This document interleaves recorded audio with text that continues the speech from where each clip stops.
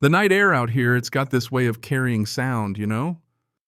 So when that shriek cut through the trees loud enough to wake the dead, I swear I just about jumped out of my skin even though I was miles away at the time.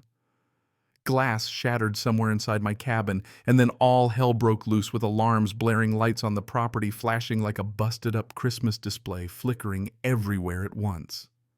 Through my phone, which was tuned into the security cameras, I watched Cheryl Madison, our HOA president, mind you, stumbling backward through my living room, absolutely tangled up in fishing line, dripping bright pink paint all over that fancy cocktail dress of hers.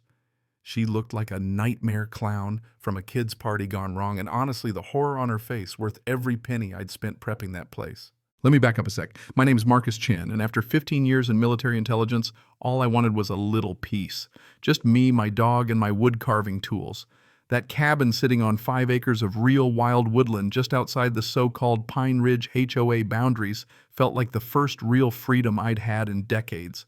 I checked those lines 3 times before I bought it. Guess that little detail turned out to be pretty important. The old man who owned the place before me, Walter, warned me about Cheryl as we did our final walkthrough. Said she'd been scheming to annex properties for years, tried it on him twice and lost both times. I laughed it off. Thought, how bad could one lady with a clipboard be? Man, I didn't know the half of it. Cheryl Madison showed up 48 hours after I moved in, full power suit, fake smile, clipboard, the works. She hit me with that honey-sweet welcome, and in the next breath said, even though my land was technically outside the HOA, I should voluntarily join, contribute to their community spirit. I said no, polite as I could manage. Her smile cracked right there like paint on a house too long in the sun. That's when the fun started. First it was notes about my truck being an eyesore. Then she complained about wood shavings by my workshop like I was polluting the forest.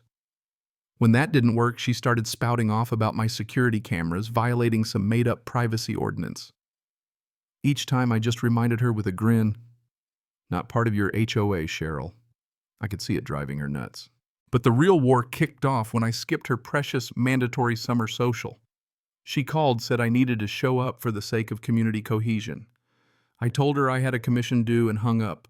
That must have been the moment she started plotting, because from then on it all went downhill. Here's what the neighbors told me later. Cheryl ran the HOA like a dictator in pearls. The Johnsons got fined $500 because their garbage cans were visible for half an hour. Poor Mrs. Patterson, she's 85, got written up and forced to remove her bird feeders. Cheryl once measured someone's grass with a ruler. Everyone was scared of her, but nobody'd ever pushed back until me. Now, my cabin isn't just any cabin. I came back from the military with what my therapist calls hypervigilance. I just call it being ready. So yeah, my place was rigged, motion sensors, cameras everywhere, tripwires with air horns, paint bombs, the whole works, nothing dangerous, just enough to make any trespasser wish they'd stayed home. I even had some collapsible furniture for laughs, all perfectly legal signs posted and everything. So that Friday I left for a weekend metalworking conference in the city. What I didn't know, Cheryl had gotten hold of an old key from Walter. Don't even ask how. She rallied 5 board members for what she called a surprise community integration party. Their plan: break into my cabin, throw a party, snap some pics, and act like they were doing me a favor. Maybe try to blackmail me into joining up when I came back. Yeah, that happened. Saturday night, I'm away, but my phone pings with camera alerts. I watch as Cheryl unlocks my door, struts inside, and starts barking orders. Her little crew fans out. Susan Crawford starts poking through my mail. Robert Hayes is taking pictures of my military medals and making wisecracks about paranoid veterans. And the rest are raiding my kitchen, helping themselves to a bottle of 30-year-old scotch that was a gift from my dad. I just sat there watching, boiling. Cheryl in her element is ordering people around, making snide comments about how I'd learned my place. Then she heads upstairs, maybe looking for more dirt to use against me, and hits the 3rd step. Boom. Paint bomb. Neon pink. She lets out this howl and chaos erupts. Todd Williams bolts for the back door, hits a tripwire, and an air horn goes off so loud you could probably hear it in the next county.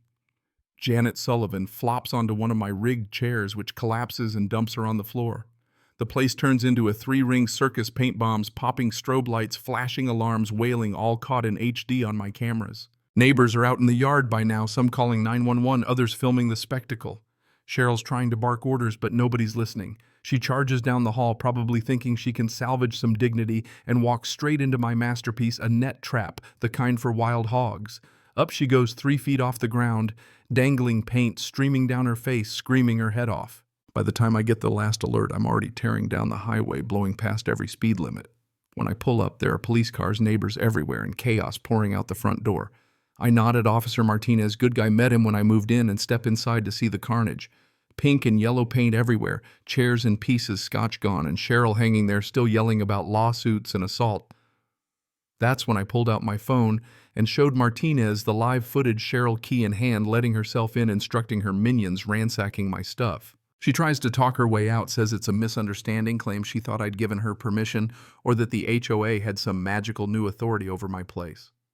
Each excuse got weaker. The others, painted up and humiliated, started ratting her out. Todd admitted Cheryl stole the key. Janet confessed the whole thing was revenge for me refusing to join. Martinez's face got stonier with every minute. Then I hit them with the real bombshell, showed them the official plat maps and my stack of certified mail I'd sent Cheryl, proving my land wasn't under her thumb. Martinez calls for backup. By the end of the night, Cheryl and the rest are getting cuffed for breaking and entering, trespassing, theft, and property damage. As they're leading her away, Cheryl's screeching that I'll regret this. Half the neighborhood's out there recording it all, her reign of terror ending on YouTube in glorious Technicolor. Monday morning, it only gets better. The DA reviews the evidence and slaps Cheryl with felony B+E, possible 5 years in prison, $50K in fines. The board members get plea deals for trespassing. The HOA's insurance takes one look at the footage and says, nope, refuses to pay a dime for anyone's legal defense. By Thursday, the HOA calls an emergency meeting, votes out the entire board. Cheryl's real estate license is suspended. Her husband serves her divorce papers. Guess he'd had enough too. Local news dubs it Paint Bomb Gate. Her picture's all over the place, neon pink and fuming. At sentencing 2 months later, Cheryl gets 18 months in prison, 3 years probation, and a $30,000 restitution bill to me. The judge lays into her about abuse of power, says she betrayed her neighbor's trust for her own petty vendetta. Her lawyer tries to beg for mercy, but the judge isn't having any of it, says her lack of remorse is downright disturbing. They lead her away, still bawling about how it's all so unfair, how she was just protecting the neighborhood. The bailiff practically has to drag her out, and the courtroom doors slam shut on her, sobbing. Now here's the kicker. After all that, people in Pine Ridge still can't agree. Some say I went too far, rigging up traps and refusing to play along with the HOA crowd. Others say Cheryl got exactly what she deserved and then some. You tell me, was it justice or just one stubborn guy refusing to bow down? Honestly, I just wanted to be left alone. But maybe sometimes you gotta stand up, even if it means going toe-to-toe with the neighborhood tyrant. So what would you have done in my shoes? Drop a comment. I'd love to hear where you stand, because out here the line between right and wrong, well, it's not always as clear as it looks on a map.